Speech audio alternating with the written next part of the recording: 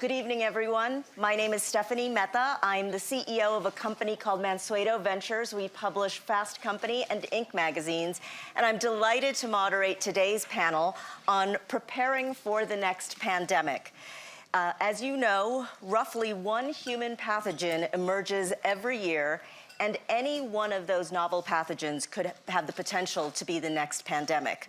Today, we're going to explore the question of how the public and private sectors can work together to protect lives and livelihoods. There's already some interesting examples of public-private partnership just happening today. Comic Relief US announced a $10 million pledge to the Global Fund, which is the first private organization to announce a commitment to the Global Fund's 7th replenishment. The World Economic Forum continues to support a number of global public-private partnerships, including the pathogen surveillance initiatives. And there's so many other conversations happening here at the World Economic Forum that point to the importance of public-private partnerships, and we're going to explore a little bit of that on the panel today. Before I introduce our esteemed panelists, just a little bit of housekeeping. We will have a little bit of time at the end for audience Q&A, so please use Slido, the Slido app, in order to submit your questions, and I'll see them here on my iPad. And if you are going to use social media, if you're going to tweet or mention this panel, please include the hashtag WEF22. So with that, let me introduce our panelists.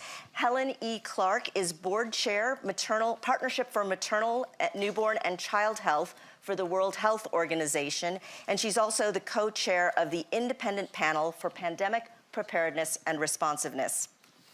We also have with us, we're very fortunate to have President Paul Kagame, President of Rwanda, followed by Bill Gates, co-chair of the Bill and Melinda Gates Foundation, as well as the author of a new book about preventing the next pandemic. We're followed by France de Souza, who is the President and Chief Executive Officer of Illumina, Inc., and finally, Peter Sands, who is the Executive Director of the Global Fund to Fight AIDS, Tuberculosis, and Malaria. Thank you all for being here. Thank you. I want to start with Bill Gates. Your new book is titled How to Prevent the Next Pandemic, but this panel is about preparing for the next pandemic. So is the next pandemic really preventable? Well, the ideal is that when you have outbreaks, that you detect them early and you contain them before they go global. You know, less than 2% of the deaths are in the first 100 days. And, you know, infectious disease is an exponential phenomena. And so if you let it run, you know, then it's very difficult to rein it back in. The true exemplars, you know, the variance between the death rates in countries with similar GDPs is quite dramatic. You have almost, you know, a factor of 50 between the good performers and the poor performers, where sadly the US is in that poor performer category. And there's clear things that they did. If those were done early around the outbreak, then you could prevent it from spreading to lots and lots of countries. So that certainly should be the goal, is to not let it go global. And we'll explore some of those very specific things that countries and institutions can do to help prevent the next pandemic. President Kagame, let me ask you, what do you see as the top lessons that we've learned about preparing for the next pandemic from dealing with the COVID-19 pandemic? To begin with, we have to act as if there is going to be a pandemic sooner or later anyway. So we get prepared for that, either to prevent it or stop it spreading, as Bill has just said. But what we have learned, for example, from the perspective of our continent, we have to deal with capacity issues to begin with. We have to have the capacity to test, to treat, to administer vaccines, and so on and so forth. That is number one. Number two, the lessons we learned also show us that we have to avoid to always be dependent on others for things that our lives depend on. So that's why we seek to build manufacturing capacities for vaccines, like is beginning to happen in different parts of our continent. The third would be, if you look at across the continent, we have to, again, work together. We have to put our resources, in which case, continentally, we have the CDC, the African CDC. We also have the African Medicines Agency, and we have to build in their capacity to help all the countries of our continent, 55 countries. The other, I should say, we need really to focus. There is a lot in science and research and technology that we should be able to tap into to deal with all these crises. So we should make investments either in individual countries or again continentally, and that's what we have been doing and seeking to do. Helen, your independent panel released a report in May of this year, and the title was Transforming or Tinkering? Inaction lays the groundwork for another pandemic, which is very sobering and very blunt. Can you talk a little bit about what is preventing private players and governments from taking the steps that you laid out in your initial reports? So in the initial report, we observed that there'd been previously around 16 different reports, reviews, and commissions on this subject, most of which had never been acted on at all, which is part of the reason why we keep issuing progress and update reports to remind people that there is a good set of recommendations out there. But I think there's always a danger in this area that it falls victim to that cycle of panic and neglect. So we've had panic, right? But the reality is that political resolve to fight COVID is waning. Popular support for measures is waning. You know, people are over COVID. The problem is it's not done with us, but we're in danger of losing this moment for transformative change. And let's face it, people are still dying in significant numbers every day. People are still developing long COVID every day. Low-income countries are horribly under-vaccinated. We've got issues here and now. I think another reason is that the package of things that has to happen is trans-sector, and there hasn't yet been an effort to try and bring together a head of state and government level focus on the range of things that needs to be done. We said this needs a special session at the General Assembly. It needs a negotiated political declaration that brings the different threads together. We're talking not just the WHO and health ecosystem. We're talking the WTOs. We're talking the IFIs. We're talking the wide range of foundations, players in the space. And so a lot of people are doing bits and pieces, but it's not looking like a coordinated push to get transformational change. And again, I really do want to come back to this idea of how we get that coordinated push. But Peter, I'd like to ask you a little bit about the news that was made today. Share a little bit about why it was so significant. The $10 million itself is not the big number, although the Gates Foundation did more than match that number. But I also want you to talk a little bit about why it's important to address diseases like malaria, TB, in the context of this conversation about preventing the next pandemic. Well, first of all, we're really thrilled that Comic Relief US has announced this $10 million donation pledge to the Global Fund's 7th replenishment. Comic Relief has been a long-standing partner of the Global Fund, so it's great to see them recommitting to the next phase of the Global Fund's work. And as you noted, the Bill and Melinda Gates Foundation has kind of double matched it bringing it up to 30 million. So thank you, Bill, for that. And this is our first private sector pledge for this replenishment campaign. Now, 30 million is a great start. The target is 18 billion, so we have a little ways, a little ways to go. But it is incredibly important to have significant private sector engagement in the way the Global Fund works, both from a financial perspective, because quite frankly, development assistance for health budgets aren't going to meet the total requirements of all the needs that we face right now. But also because the private sector brings a set of capabilities. You know, we have partnerships with tech companies, with Coca-Cola on last mile distribution, all sorts of different partnerships. So it's not just the money, we like the money, but it's what comes with the money in terms of private sector skills and expertise. You asked about the link between AIDS, TB, and malaria, diseases like that, and pandemic preparedness. I think the starting point is that actually people don't really like thinking about pandemics. I mean, most of us want to wish COVID-19 over. Nobody's told the virus that, but the general attitude is that it's over. And what we've seen in the past is that public and political interest in investing against pandemics wanes really, really quickly. So if we want to sustain it, we have to do it in a way that actually delivers for people.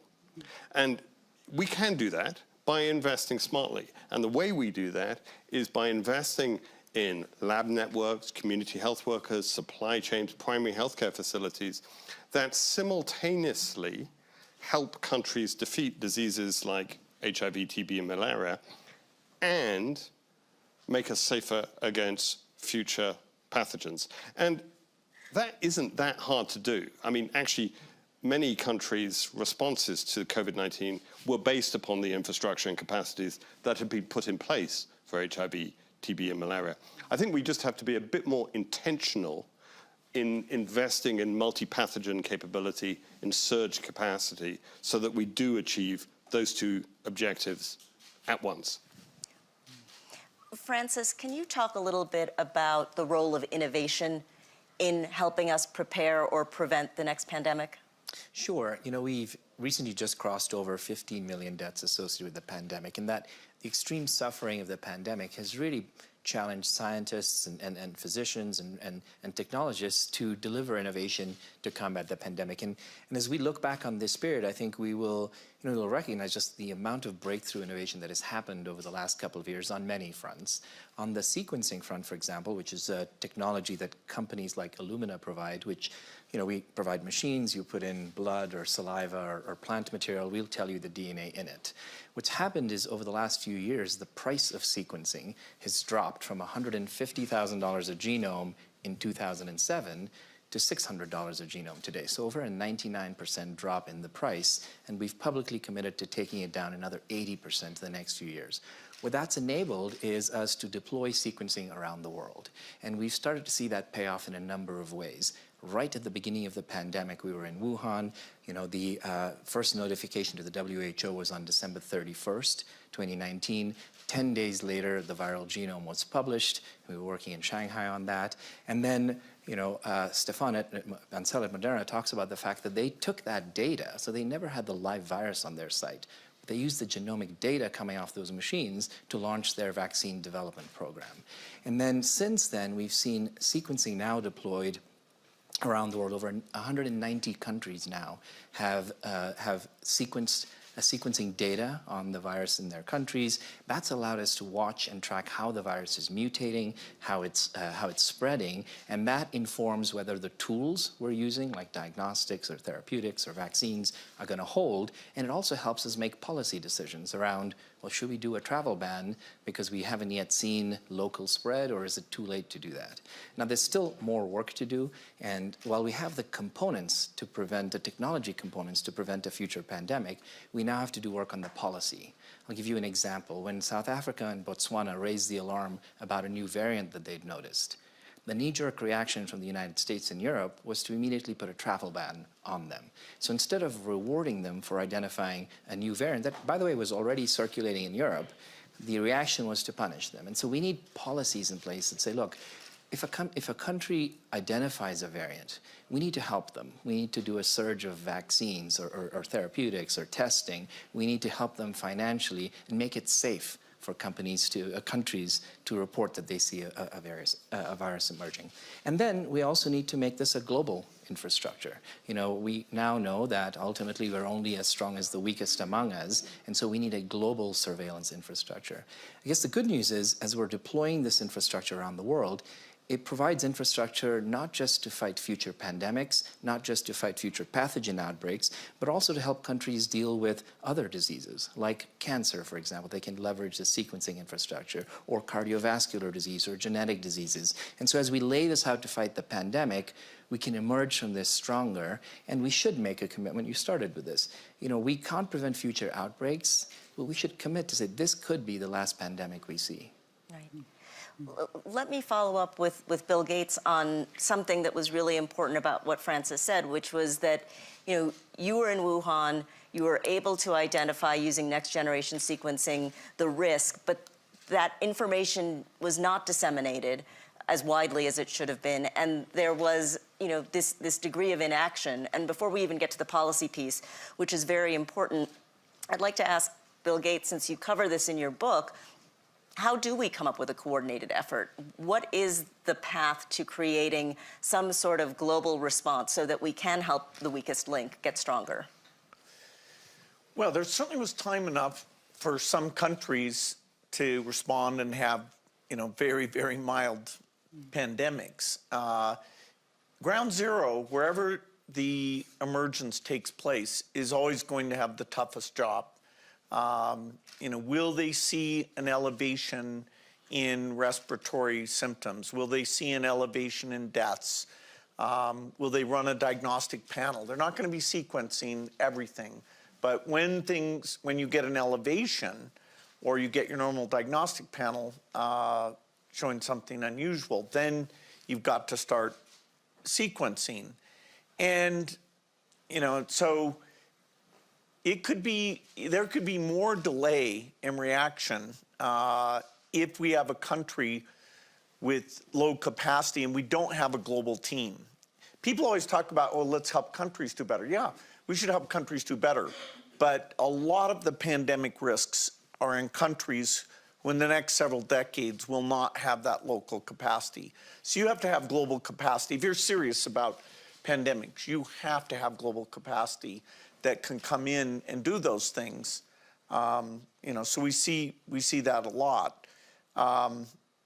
But, you know, here we're lucky. If this had been 10 years ago, some of these vaccine technologies did not exist.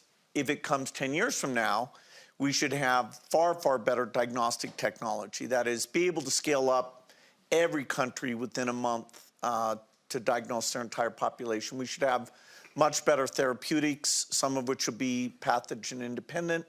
And then, you know, as we do come up with vaccines, we want vaccines that are infection blocking and long duration, which today, you know, the vaccines have saved millions of lives, but they don't have much in the way of duration, and they're not good at infection blocking. President Kagame, how should health organizations and leaders sort of measure the humanitarian impact of pandemics, and how should that factor into preparedness? Well, first of all, government's responsibility being really working out these policy measures and bringing in, they have to create the trust with the citizens. So as I said earlier, building these capacities also enables us to have a clear picture of what needs to be done in the country and where we need to put the investments. And like in Rwanda and Senegal, South Africa, Ghana, we are beginning to work together and working with the partners from across the world. For example, the four I have mentioned we're working now with BioNTech to use the mRNA technology to start actually building capacity on the ground to resolve the other problem I said of always depending from how generous the rest of the world is going to be to us before we get to the vaccines. So we have to work across the private sector, government, and then the citizens themselves. Like when this pandemic struck from the beginning, and later on even when vaccines were discovered, we relied so much for a long time on what we had learned that science tells us to prevent by, the social distancing, and of course the testing, the hygiene, and all kinds of things. We relied so much on that, and it worked because we were able to communicate with the population and to mobilize them to use what was known and what was available before the vaccines to make sure that the population remains secure. So it's working across the board. It is being organized. It is building these capacities even internally. Like the company I've just mentioned we are going to work with, they are going to transfer knowledge to local engineers to do what they need to do in these countries, South Africa, Senegal, Ghana, Rwanda, and others along the way. Helen, what does an ideal coordinated response look like?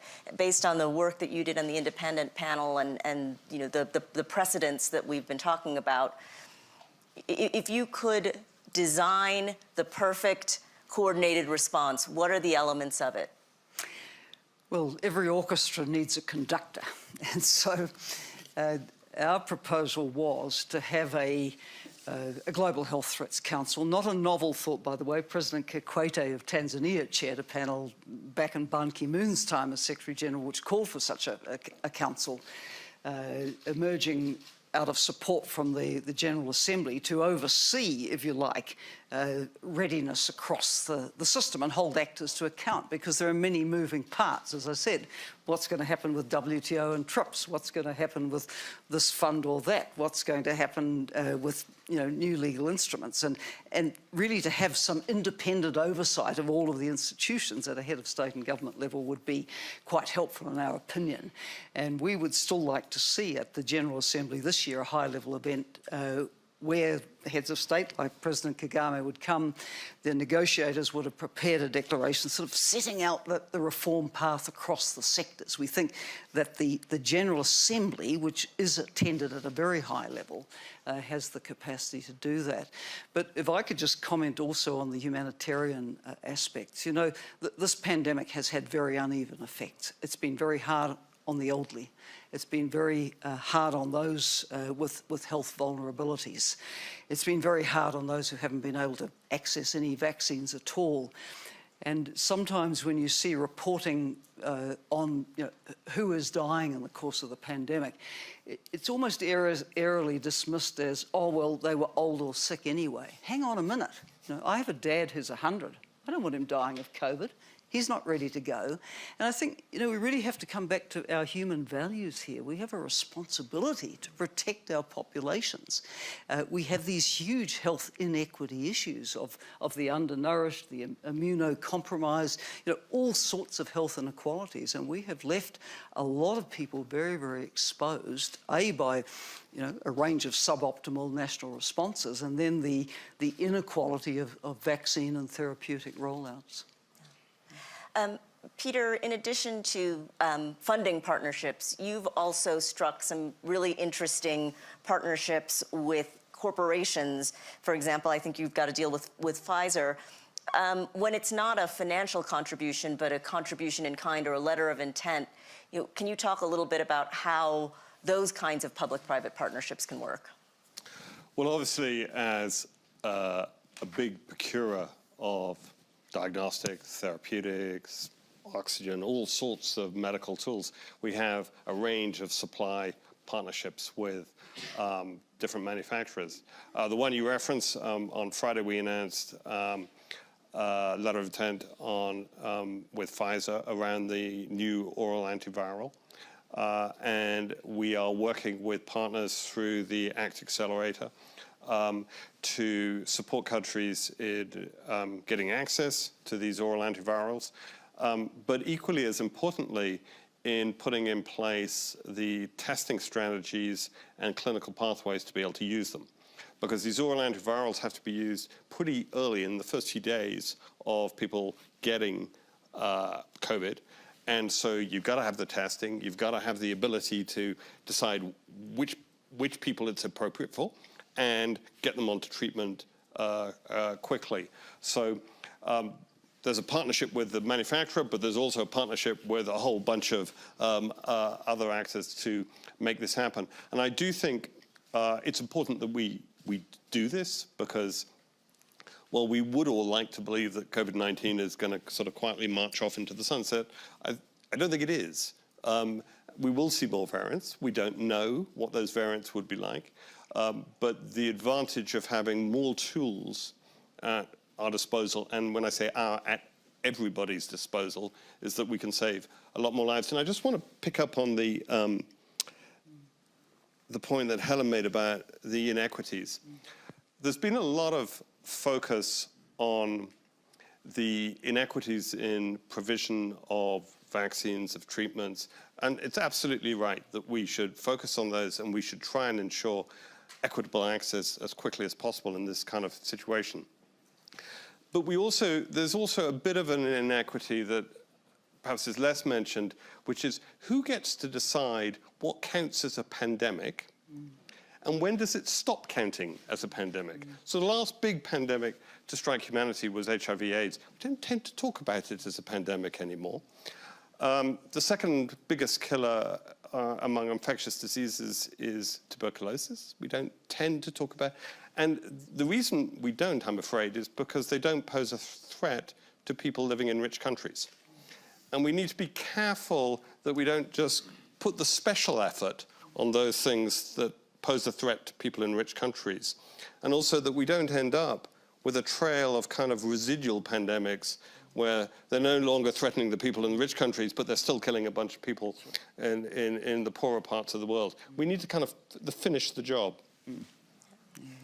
Well, speaking of finishing the job, several panelists have mentioned that we all wish COVID were no longer a topic and that we kind of wish that pandemics would just go away. Bill, you've just published an op-ed that reminds us that even as we are contending with a war in Ukraine, even as we are contending with the potential for a recession, even as we're contending with high inflation, countries still need to, and leaders in private sector still need to make pandemic preparedness or prevention a top priority. How do we do that when there are other concerns that keep creeping into the conversation? Well, we're certainly at risk that global health issues may get deprioritized as there's so much else going on, whether it's the ongoing pandemic or, as Peter says, however you characterize HIV, malaria, and TB, where the equity issue there is super dramatic. And it's good in a way that when infectious diseases hit rich countries, it reminds people, wow, we're not the only ones suffering from this. What about these great tools that we have access to? When the prevalence goes down in the rich countries, that awareness tends to diminish. Now, various bilateral programs like US PEPFAR and the Multilateral Global Fund have done a good job reducing a lot of that inequity. But it'll be an interesting test. There's a replenishment that comes up probably in the last quarter where Global Fund's going to go out and ask for an increase from $14 billion to $18 billion. And we'll see in the face of all these priorities that are, I agree, absolutely important priorities, can global health maintain the visibility that it deserves? Lots of work to do on this pandemic, lots of work to do on those three diseases, and lots of work to do on those health systems. That's the front line for all the things we're talking about. And those investments, are very dramatic in terms of the payoffs you get, in terms of the human capacity you get by getting rid of these disease burdens. Maybe I'll add one other dimension to this discussion, because public health funding is going to be an important factor here in terms of combating the future pandemic. But one of the realizations I think that people have been coming to over the last couple of years is that combating pathogens is not just a public health priority, it's also a defense priority. And I remember I had this conversation in the White House actually in March of 2020 when we were sitting around, and there was a realization that we could have been under a bioterrorist attack and been under attack for weeks, and many, many people were dying, and we didn't know the source, we didn't know how to combat it. And so I think there's sort of an increasing awareness that combating a pathogen is increasingly a defense priority too, that the next attack, it may be the next coronavirus or the next antimicrobial resistance, but it could be a bioterrorist weapon. And so what that brings into the equation is that we're not just necessarily looking for public health funding, which unfortunately goes through surges and then dies off, but we should be accessing defense budgets too, and those unfortunately tend to be more perennial. But we've got to remember that, again, fighting pathogens is not just a public health priority, it's a global defense priority too, increasingly going forward. Francis, at the top of the conversation, you talked about the massive scientific effort that went into creating the vaccines, and I have a tendency to make everything a talent conversation, so I apologize in advance, but are you seeing in biotech and in gene sequencing a renewed interest from young people who would otherwise have pursued careers at, a company like Microsoft, say, now turning their attention and energies to healthcare, vaccines, next generation sequencing? It's a great question because, as we think back on what this pandemic meant, I think there's a chance we think about the fact that this pandemic launched us into the 21st century in the same way that it was actually World War I believe, that launched us into the 20th century and set the defining issues of that century. And I think as we could be entering not just the 21st century, but the era of biology and the era of the genome. And I think that as we start to think about some of the biggest challenges that we face, whether it's food security or fighting pandemics or or climate change, increasingly biology is going to play a bigger and bigger role. And if the 19th century was the era of the atom and the industrial revolution, and the 20th century was the era of the bit and the digital revolution, we'll increasingly start to think about the 21st century as being an era of the genome and the biological revolution. Now, what that means is we need a lot of talent to come to biology, and we need a lot of talent from different fields. With sequencing, we're digitizing biology, which means increasingly we need more people with deep software expertise, with deep AI and machine learning expertise, and we'll need that in a scale that we haven't seen before. And I'll give you an example. Even in the US, most doctors today went to med school before the first human genome was sequenced. And so if you go to a doctor, even where there are precision therapies available for things like cancer, many oncologists at the top of their field still don't go to sequencing yet. And so there's a need for education and sort of talent building across the entire spectrum, from continuing education, of doctors and specialists, through medical school. And I think that, Stanford and Harvard only started teaching genomics a few years ago, through colleges, through high schools. And yes, we are seeing, people that were traditionally in tech, that have worked for the last decade in tech, coming to biology and inspired by the work that's happened over the pandemic, saying, look, I want to be part of this in the future. But that biology is the biology of longevity, cancer, multi-million-dollar stem cell therapies. It's not the biology of helping developing countries. The percentage of the R&D budgets that go towards the things that cause the most deaths is well under 2%. So there's a little bit of a mismatch of what the excitement is, N=1 type. Yeah, and we need to change that. I mean, absolutely the priority going forward has to be much more around the needs of the developing world. We cannot have this biology be, a tool for the wealthy. And so we saw that in the pandemic, and we saw how we all have a vested interest in fighting this together. And then it doesn't matter if we fight it in the rich countries, because it'll just keep mutating and coming back to attack us.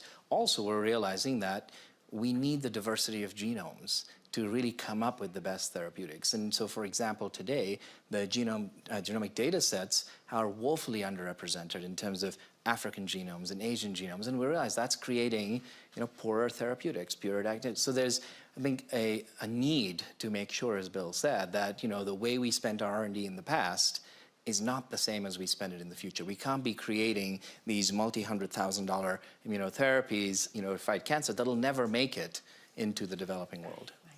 Well, let me go back to you, Bill. You're an investor. You're somebody who cares deeply about innovation. How do we incent innovators to focus on biology for the underserved market? Well, markets work for lots of things, but markets do not work to incent investment in malaria eradication or TB vaccination. Those are incredibly expensive things that the affected countries, don't have the resources, and there's no market for those things. So the term investor, if that means you're seeking profit, no, I'm not an investor. If it means trying to improve, the 300,000 kids who die every year of malaria, then yes, the metric is always going to be lives saved. And, the greatest underinvestment is still in infectious disease. As we make progress there, we will want to move up and do non-infectious disease, non-communicable disease, NCDs is the term people use. And some of those, the therapies are getting cheap enough now that they really are suitable for going global and making them available for everyone. But we still have a lot left to do on infectious disease, and the generosity of rich world governments is very important for that. For pandemics, it's different. They should fund those things even if they only care about their own lives. A insurance policy that costs a few billion that fairly often will save you trillions of dollars is a very, very good deal. So we shouldn't take the budgets of the, helping out developing countries and divert that for a pandemic. Pandemic money should come from health spending, or just however you think of protecting your citizens, while we continue a high level of generosity for the unique conditions in developing countries. Peter, you look like you want to get in here. Your body language is... I just wanted to agree with that point, which was that if better pandemic preparedness for the world as a whole is at the expense of the lives of the people in the poorest communities, that's not a great outcome. We need to achieve both. We need to do both simultaneously. But I also wanted to pick up on your reference to talent. I think one thing we have not done well in the global health community is come up with the equivalent of what the climate community did with green jobs, of making investment in the people who do things around climate adaptation mitigation into a positive. We tend to think of investments in health systems as being an expense, but actually the investment in talent, in community health workers, in lab technicians, in supply and logistics people, in doctors and nurses, these are great jobs. These are sustained, skilled jobs providing people with career paths. They're also disproportionately jobs for women, particularly community health workers. And so as a way of promoting development as well as promoting better health, that it's a really powerful mechanism.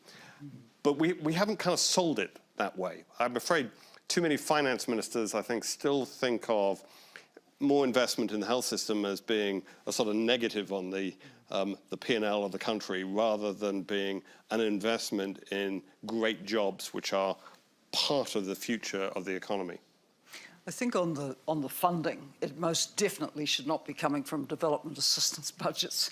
Heaven knows they're under incredible stress now, and we're seeing a number of the good traditional donors diverting money from their budgets for refugee resettlement from Ukraine in their own countries and so on. So to, as Peter says, to further rob the development assistance budget to pay for global public goods like pandemic preparedness and response would be reprehensible.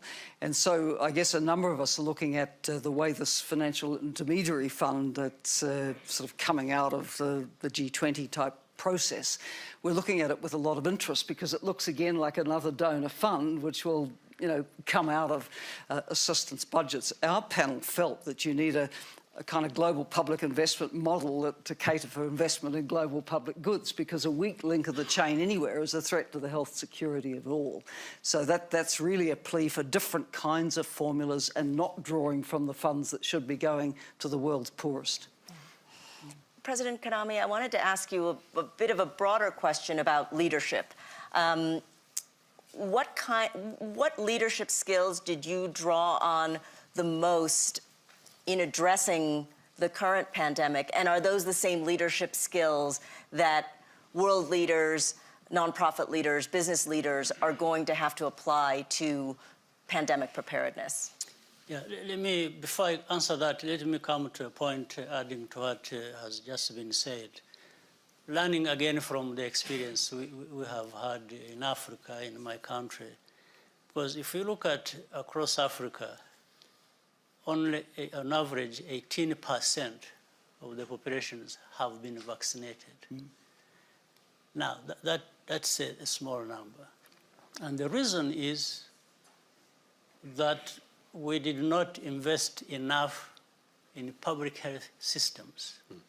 Because even when people received the vaccines, they were not able to administer them. Some of them actually got spoiled in stores. So that speaks to the fact that there are certain investments we have to make, even our national budgets we have to. I know our countries, developing countries, have many priorities, and but health, investing in health and health systems must be one of those priorities. So that I wanted to mention that. So back to your point, the leadership qualities, I mean, some of these things. In our experience in my country, in Rwanda, we have been hard-pressed to find solutions for many problems that have come almost at the same time. And in fact, we've not been able sometimes to identify which is a priority and which one is not. So everything is a priority.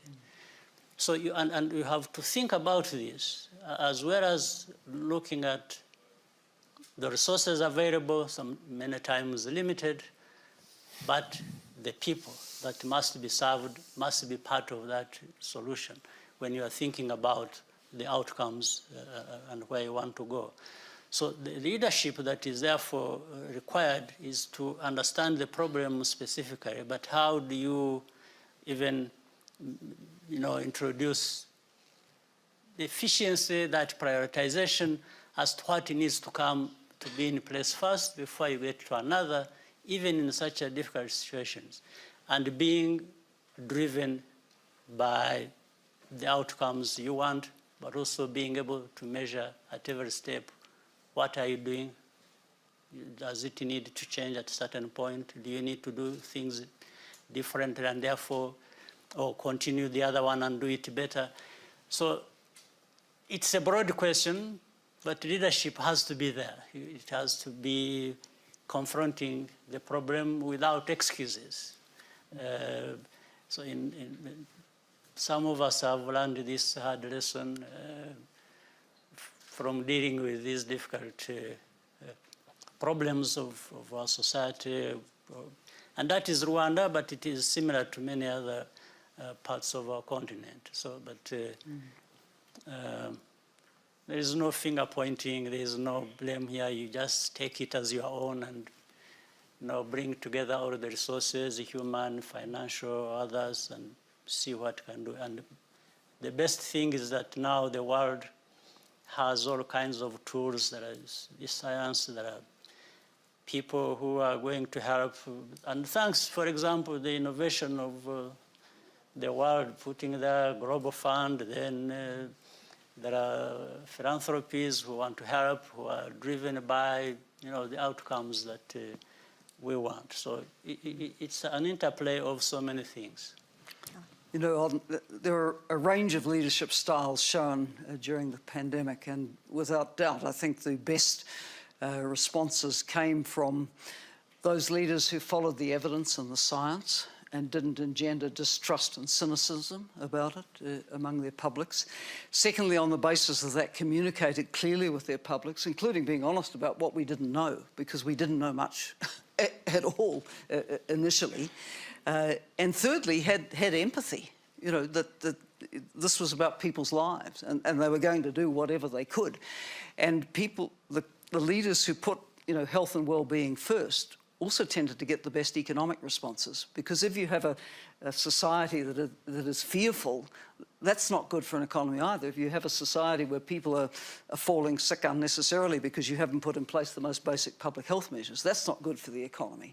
So, there were good examples across male and female leaders of these kinds of attributes. The women overall did pretty well. A lot of the men did well as well, but some did very badly. Well, I just, to repeat what you just said, Helen, following the data, admitting what you don't know, and showing empathy just seem like good leadership skills, Exactly. full stop. Exactly. We do have time for a few questions from Slido, but before we go to that, the word innovation has come up a number of times. Bill, you have a chapter in your book dedicated to innovation when it comes to preventing the next pandemic. What do you see as the scientific, technological, process innovations that need to happen as part of this broader conversation about pandemic preparedness? Well, it's fantastic that in the area of diagnostics, we should be able to use low-cost approaches that still report the data back and ramp those up. There are a new generation of diagnostic machines like Lumira that can be used year in and year out for things like HIV and TB that then, actually it got into Africa mostly because we had a COVID test authorized on it, and now we'll move to use it for those other things. So diagnostic infrastructure backed up by sequencing capacity, that's very, very important. Then in the therapeutic realm, how do we get antivirals without waiting 2 years? How do we get antibodies that can track the variants very rapidly and don't require infusion? Can we have drugs that are pathogen independent and stimulate the innate immune system so you can block infection, and those could be used early on. And then finally, the profile for the vaccines, duration and infection blocking and breath being important there. So that's probably tens of billions, but beneficial to so many diseases. mRNA has some great characteristics, so if we can add these other features in, that it's a good chance that will be the solution for HIV and malaria. And we can probably move faster to develop those vaccines than using any other technology. So, besides the global monitoring piece, the next big piece is that R&D agenda. And then the hardest piece, which we've all been talking about, is the quality of the health systems in the countries themselves. There's a question from the audience about any comments on AI-driven infectious disease surveillance systems. Does anyone on the panel have a thought on the use of artificial intelligence for surveillance? You can use AI for a number of different things. You can use it to detect disease patterns that are out of the ordinary and get you a better radar screen on that. We also see applications for AI in things like TB case finding, where you're trying to improve the yield, essentially, because testing is expensive, so that you find the cases more effectively. So I think we will see a range of uses of AI, from disease surveillance to improving the efficacy of diagnostic efforts. Yeah, let me add one example that's playing out right now, which is, ideally we'd get to a world where we're doing automatic monitoring of the environment. So you're seeing examples of wastewater monitoring, for example. Say we'll do daily sequencing of samples, but you want to add other forms of signal intelligence. To say we can do sequencing of communities through wastewater or other examples, but we're also going to look at Google searches. We're going to look at the temperatures reported by networked thermometers, for example. And so integrating all this signal intelligence and trying to identify, well, what actually is indicative of an outbreak, that's stuff where you can use machine learning and AI to start to say what pattern, starts to be most indicative of outbreaks. So that's one example that's playing out right now. Yeah. There's also a question on Slido about the use and implementation of a global vaccine passport. Now, we're not talking about the past so much as the future, but does anybody on the panel have a thought about whether or not vaccine passports are valuable in the context of pandemic preparedness and prevention? I'm not sure necessarily about a passport, but I think what would be useful would be to have global standards of certification.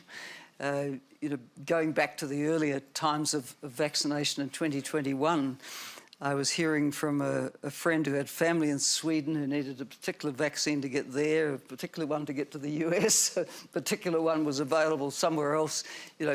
Getting global standards established as to what qualifies as protection, I think, would be useful. So there's probably work to be done in this space. Yeah. Yeah, it'd be more valuable if you had an infection-blocking vaccine. I mean, the idea of checking if people are vaccinated, if you have breakthrough infections, what's the point? But the data system, some countries did a very good job on being able to verify vaccinated status. The U.S. did not, but there's some great examples.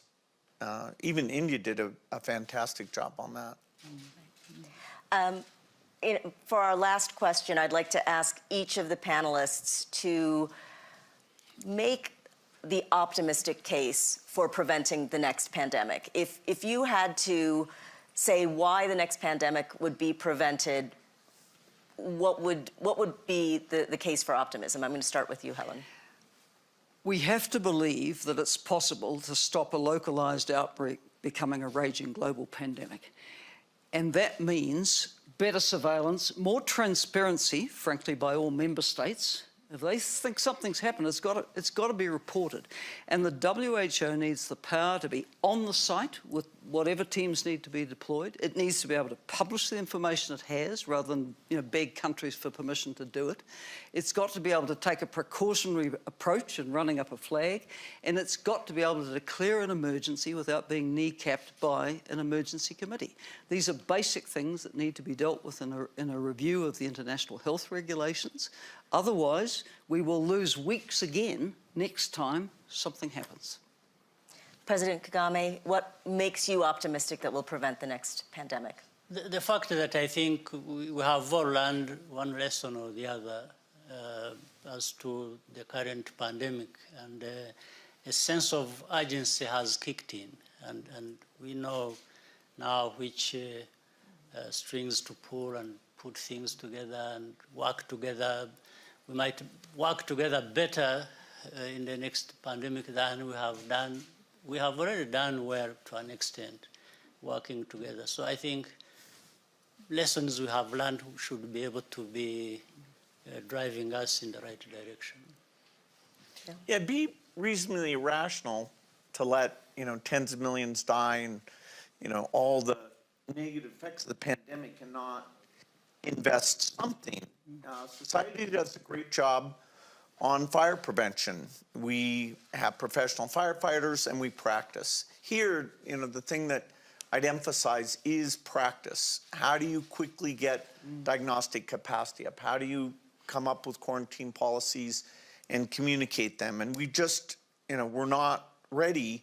There's a strong correlation between the countries that had some risk of SARS-CoV-1 as being the best performers, and you can directly map that to the quick action they took. So between the room for innovation, the scale of the tragedy, I think we will.